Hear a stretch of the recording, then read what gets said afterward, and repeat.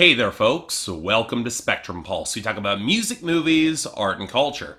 And today we're going to be talking about the sophomore album from Parker McCollum called Probably Wrong. So here's a conversation that a lot of indie country fans probably don't want to have, but you know what? The sooner we have it, the better off we're all going to be, and that is, we've got a bit of an image problem. And when I say that, it's more that the problem is that we already have certain expectations about what an indie country act is supposed to sound or look like. And as much as we're supposedly going to be more willing to embrace sounds that buck the trends in country, look, we got some trends of our own. Trust a guy who's covered plenty of it in the past couple of years. The genre is already saturated with guys with gruff, raspy baritones and grizzled beards leaning towards southern rock, or girls with alternative haircuts and husky voices and tones touching on rockabilly or smooth jazz. And don't get me wrong, I like that image. I like that sound. I like many of the artists that already use it. But if we start using that image as a barricade against acts coming into the indie country space that could definitely have a place here given their ideology or their situation or a lot of their sound,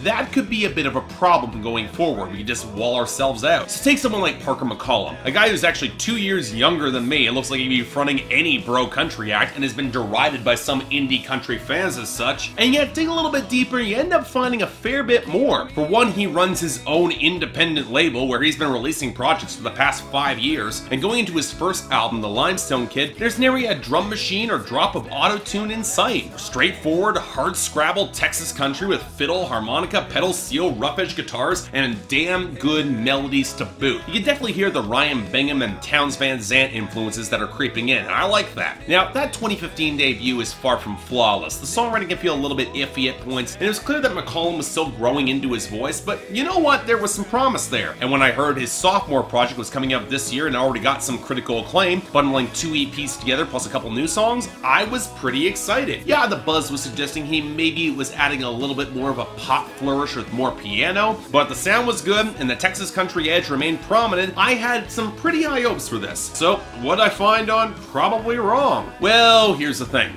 This is not a bad project. It's warm, it's affable, the content is approachable, it's got a little bit more depth when you peel back some of the edges. It's solid stuff that I really do like and appreciate. But as I opened up this review saying that indie country could do to walk back some preemptive judgment on guys like Parker McCollum, it's hard not to understand where they're coming from off of this record because, while this is good, I wouldn't quite call it great yet, and I see some of their concerns. So let's start off with McCollum himself. And honestly, I find his voice a little bit tough to describe. I'd say his thicker accent and cadence remind me a bit of a cross between the lead singer of Sunday Best and a more reserved cut from, say, Frank Turner's quieter records. A little bit nasal, sure, but generally earnest and pretty smooth when it needs to be and capable of plenty good belting. And the slightly odd blend translates to some of the production and instrumentation as well. And again, this is where things can get a little bit tricky, primarily because of McCollum's approach to composition and sound. Now, it's definitely leaning into country, the pedal steel, the warm acoustic grooves, the firm electric melodies, and some very well-positioned bass. But with the inclusion of more organ, a little bit more piano, I can see why some were hesitant to directly place him in that indie country category, especially given how smooth so much of this feels in the production. Yeah, the guitar tone can pick up a little bit more scuzziness, and that's definitely welcome. But what I'm reminded more of are the country-leaning and adjacent acts that came through in the adult alternative in the mid to late 90s, especially guys like Mark Cohn. Now, again,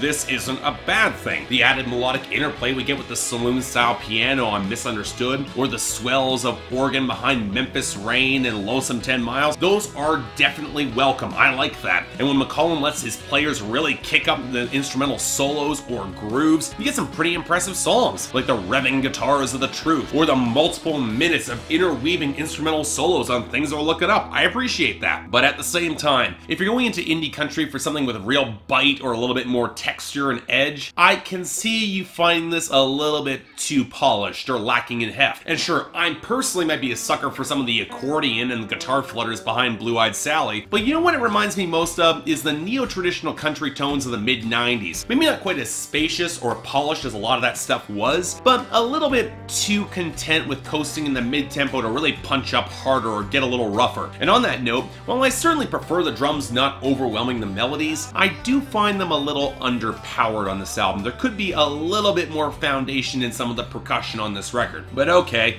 generally likable production, we got some pretty good melodic hooks. What about the songwriting here? Well, like with a lot of the compositions here, it is pretty good. Generally enjoyable, but again, a shade away from really sticking more deeply with me. It certainly starts off pretty strong. Memphis Blues is a great little tune about the precarious balance between natural change coming in music and evolution, and then forgetting the past. And while it is kept in the subtext, I would put money on South of the City Lights being an indictment of Nashville labels wanting to coax him in under the guise of a woman, and yet I did appreciate that for as much as McCollum rejected those labels and going his own road, there is a part of himself on that third verse that still wanted to be considered regardless. And hell, I was reminded of Big Crit a fair bit on a song later where he maintains his ode to that last lonesome 10 miles that he drives to get home on his never-ending tour. A tour that really takes the center place across the majority of this record. Indeed, the majority of the rest of the songs here have him caught between a girl at home and his passions to chase the music dream, a lot of that being on the road, while in some cases we get the mutual collapse of the truth where he dumped her and then immediately regretted it. Other times you get the hope to connect things again on Misunderstood, or the slow burnout of Hell of a Year that ends the record honestly pretty damn well. And yeah, you get the traditional working class love song that is Blue-Eyed Sally, and the hopeful road song Things Are Looking Up that's actually pretty damn good. The track though that feels like more of an outlier is Learn to Fly, where he picks apart conventional sayings and wisdom in a way that attracts and kind of annoys some people in his audience, kind of getting under their skin. It's a nifty little concept, I liked it, but I might have liked it a little bit better when it was called Silver Linings and was sung by Casey Musgraves on Same Trailer, Different Park. And that leads to my problem with a lot of the writing here. While the theme is solid and the framing is balanced and McCollum can certainly deliver these songs well, I do think they're lacking a little bit of that extra nuance and detail to really stand out for me. He definitely has it on some songs, especially early on, but it could stand to be a little bit more consistent overall. He does tend to default to some pretty basic concepts. But you know what, as a whole, this is solid and it's enjoyable. But that's also because this brand of neo-traditional leaning alternative country is a tone and vibe that I can appreciate when it's done well, especially if it calls back to tones that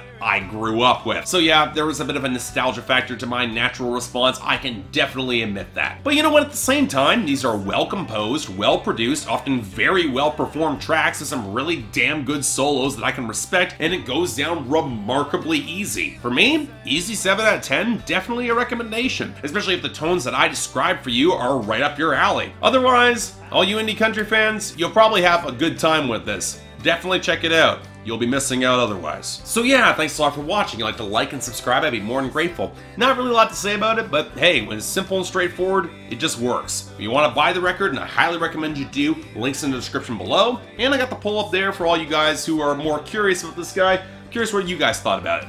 Beyond that, anything else I might be able to do to improve my presentation, I'm all ears. And if you guys want to get involved in my scheduling process, or maybe support this channel, link to my Patreon is right over there, where 3 times a week you guys get to vote on my schedule, and once a week for the higher tier contributors, you guys get to add albums, movies, or even a top 10 list to that schedule. More details right over there, but till then, I'm Mark, you're watching Spectrum Pulse, and I'll see you next time.